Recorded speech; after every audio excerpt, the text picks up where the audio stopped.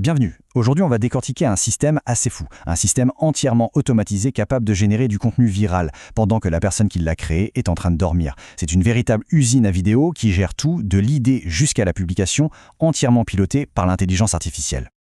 Alors voici le programme. On va explorer ensemble les 5 grandes étapes de ce processus. D'abord comment naît l'idée, puis comment elle se transforme en visuel, ensuite en vidéo, et enfin comment tout ça est assemblé et publié de façon automatique. Allez, c'est parti. Tout part de là, de cette phrase. Créer du contenu, c'est un marathon. Il faut trouver des idées, filmer, monter, écrire, publier, tous les jours. Et si on pouvait automatiser tout ça? Eh bien, cette citation, c'est la promesse de ce système. Une production de contenu qui tourne toute seule, 24 heures sur 24, 7 jours sur 7. Ok, rentrons dans le vif du sujet. Avant de regarder chaque petite pièce du puzzle, on va prendre un peu de hauteur et regarder le plan global de ce système. C'est un peu comme voir la carte avant d'explorer le territoire. Et voilà la bête, c'est le flux de travail complet. Et tout ça, c'est orchestré par un outil qui s'appelle N8N. C'est un outil no-code, donc pas besoin de savoir coder, il connecte juste les applications entre elles. Tout commence avec un déclencheur qui lance la machine, ça définit un concept, puis l'IA génère des idées, crée des images, les anime en vidéo, assemble le tout et, à la fin, publie le résultat sur les réseaux. C'est un vrai pipeline de production automatisé. Bon, commençons par le tout début, la naissance de l'idée. Comment est-ce que ce système fait pour passer d'un concept très général à des idées visuelles qui sont à la fois concrètes et originales? C'est vraiment l'étincelle qui va tout démarrer. La toute première phase est en fait très simple. On commence par définir un déclencheur. Ça peut être manuel, si on veut juste faire un test, ou alors programmé pour que ça se lance tout seul, par exemple, tous les jours à minuit. Ensuite, on lui donne un concept de base. Quelque chose comme des oiseaux qui fusionnent avec des métaux précieux. C'est le point de départ de toute la créativité. Et c'est là que Claude AI entre en scène. Cet outil a été choisi spécifiquement pour ça, pour sa capacité à prendre un concept tout simple et à le transformer en idées visuelles uniques, vraiment captivantes. Le système lui demande de générer plusieurs variantes. Un paon qui fusionne avec du platine, un colibri avec de l'or rose, un hibou en or. Et petit détail qui a son importance, les prompts sont en anglais. Pourquoi? Parce que l'expérience montre que les modèles d'IA, qui sont majoritairement entraînés sur des textes en anglais, donnent de bien meilleurs résultats dans cette langue. On passe maintenant à la création des images. Et là, attention, c'est un peu plus subtil qu'il n'y paraît. Le système doit générer 2 types d'images pour chaque idée. Une image avant la fusion et une image après. Et pour avoir une qualité vraiment exceptionnelle, il utilise une technique super astucieuse. Le secret, c'est ce qu'on appelle un métaprompt. Au lieu d'envoyer une idée toute simple au générateur d'images, le système va d'abord demander à l'IA de lui créer une instruction ultra détaillée. C'est une étape intermédiaire. Et ce processus est répété pour l'image avant et pour l'image après. Alors, un métaprompt, c'est quoi au juste? C'est assez simple à comprendre.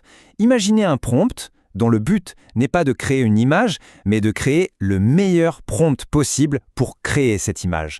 C'est comme une couche d'optimisation en plus. Et c'est ça qui fait toute la différence entre une image correcte et une image vraiment spectaculaire. Et voilà ce que ça donne concrètement. C'est juste bluffant. À gauche, on a l'idée de départ, un colibri et une chaîne en or rose. Et à droite, le prompt qui a été généré par le métaprompt. C'est une description ultra détaillée qui parle de format 9:16, de type d'appareil photo, de style, d'ambiance lumineuse. C'est ce niveau de détail qui garantit un résultat d'une qualité exceptionnelle. Et pour donner vie à ces super prompts, le système utilise le modèle Seedream V4. Il vient de chez ByteDance, l'entreprise derrière TikTok, donc ils s'y connaissent en contenu viral. C'est un modèle assez récent, extrêmement performant, et il est accessible via l'API d'une plateforme qui s'appelle WaveSpeed AI. L'avantage, c'est que ça permet de tout faire directement dans le workflow, sans aucune action manuelle. Ok, on a nos images, elles sont magnifiques, mais pour une vidéo virale, il faut du mouvement, de la vie.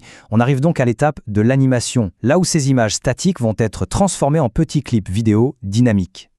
Et là, vous allez voir, la logique est très similaire à celle de la génération d'images. On utilise à nouveau un métaprompt, mais cette fois-ci, il est optimisé spécifiquement pour le modèle d'animation vidéo. Il va donc générer des instructions précises pour animer l'image avant, puis l'image après. L'outil qui s'occupe de ça, c'est le modèle Kling. Il est aussi disponible sur la plateforme WaveSpeed AI. Il existe en plusieurs versions, standard, pro, ce qui permet de choisir le bon équilibre entre le coût et la qualité.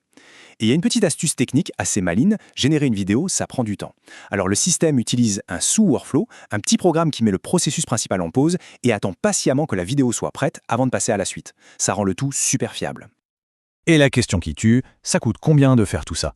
Eh bien pour générer un clip vidéo avec le modèle Kling en version pro, ça revient à environ 40 centimes de dollars. C'est un coût dérisoire pour un contenu d'une telle qualité. Ça rend le processus non seulement automatique, mais aussi hyper rentable. On y est presque. On a toutes les briques, les clips vidéo avant et après pour chaque idée. Maintenant, il ne reste plus qu'à assembler tout ça en une seule vidéo cohérente et bien sûr à la publier partout sur Internet.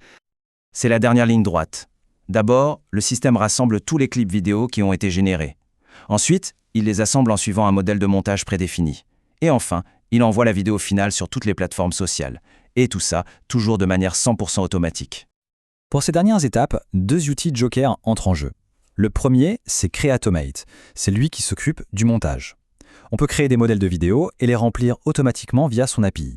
C'est lui qui assemble les clips, ajoute les transitions, etc.